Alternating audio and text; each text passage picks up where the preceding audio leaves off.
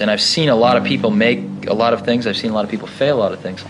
And my point of view on this, or my observation, is that the doers are the major thinkers. The people that really create the things that change this industry are both the thinker-doer in one person. And we try to focus and do very few things well.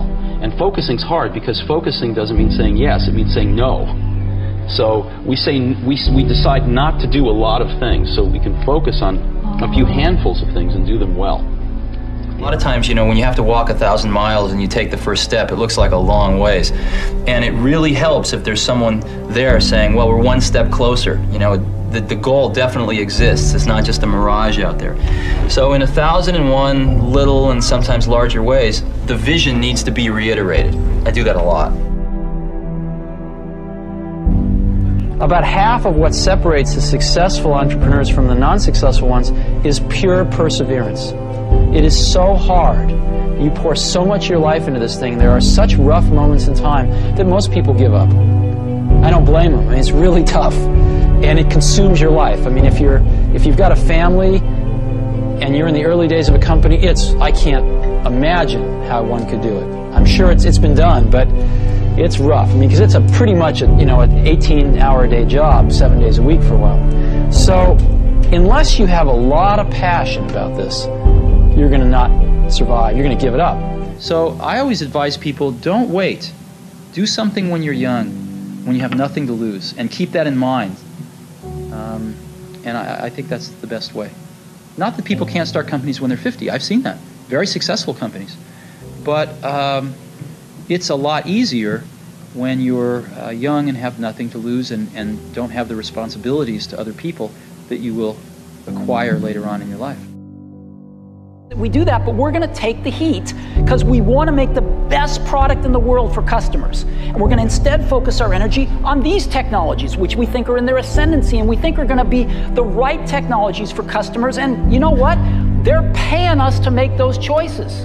That's what a lot of customers pay us to do, is to try to make the best products we can. And if we succeed, they'll buy them.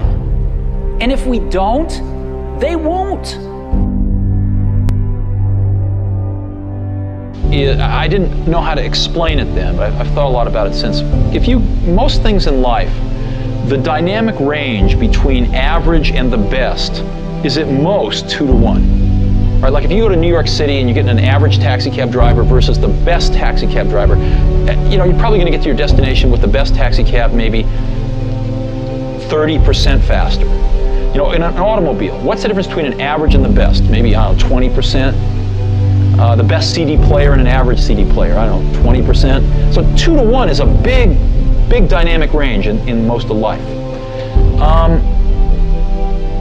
In software, and it used to be the case in hardware too, the difference between average and the best is 50 to 1, maybe 100 to 1. Easy.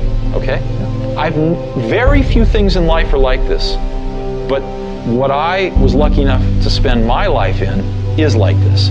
And so I've built a lot of my success off finding these truly gifted people and not settling for B and C players, but really going for the A players. And I found something.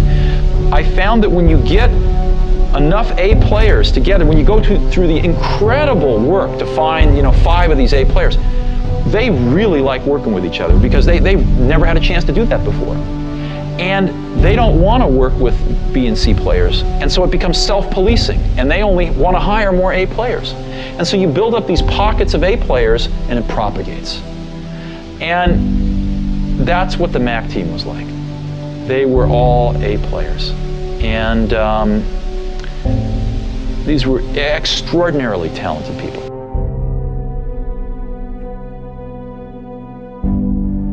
It's not the hard.